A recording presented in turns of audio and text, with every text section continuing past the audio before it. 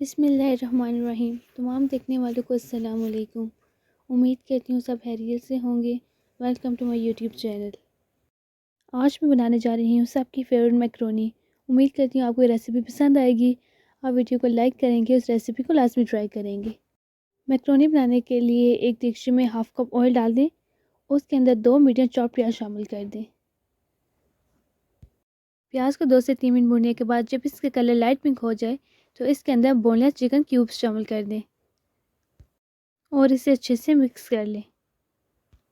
Macaroni की ये recipe बहुत ही मज़ेदार और ग़ज़ाइयत से भरपूर है क्योंकि हमने इसके अंदर चिकन और बहुत सी सब्जियां शामिल करनी हैं।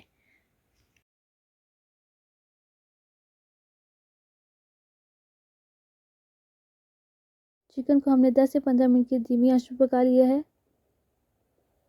चिकन का कलर बिल्कुल वाइट हो चुका है।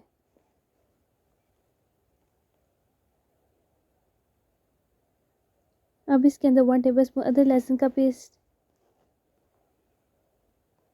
1 tablespoon chilli flakes, half tablespoon salt या जितना आप इस्तेमाल करना चाहते हैं,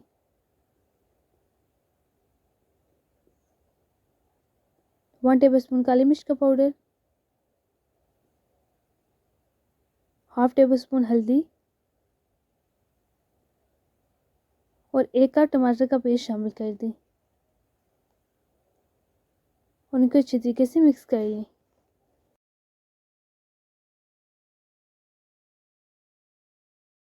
अगर आपने अभी तक चैनल को सब्सक्राइब नहीं किया तो काइंडली सब्सक्राइब कर दें, वीडियो को लाइक कर दें, बेल आइकन को प्रेस कर दें, वीडियो को शेयर कर दें।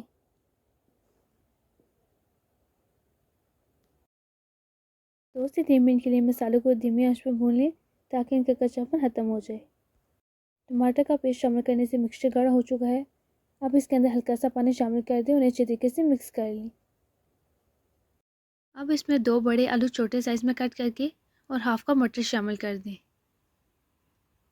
और इसे मसाले में अच्छे तरीके से मिक्स कर लें ताकि मटर आलू अच्छे तरीके से गल जाएं।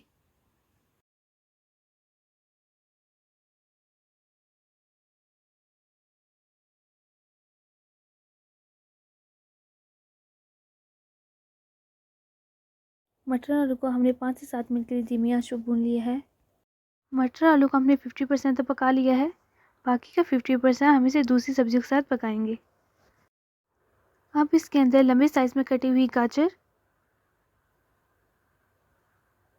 और शिमला मिर्च शामिल कर दें और इसे मसाले में अच्छी तरीके से मिक्स कर लें। आप इसके अंदर अपनी पसंद की हर सब्ज़ी शामिल कर सकते हैं और इसे तकरीबन 10 से 15 मिनट के लिए ढककर धीमी आंच पर रख दें। 10 से 15 मिनट हो चुके हैं, तमाम सब्जियां पक चुकी हैं।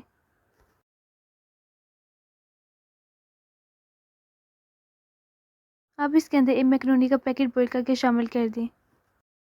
मैक्रोनी को बॉईल करने के बाद आपने इसको एक बार ठंडे पानी से लाजमी गुजार लेना है, इससे मैक्रोनी आपस में चिपकेगी नहीं। मैक्रोनी शामिल करने के बाद फ्लेम ऑफ कर दें और इसे अच्छी तरीके से मिक्स कर लें।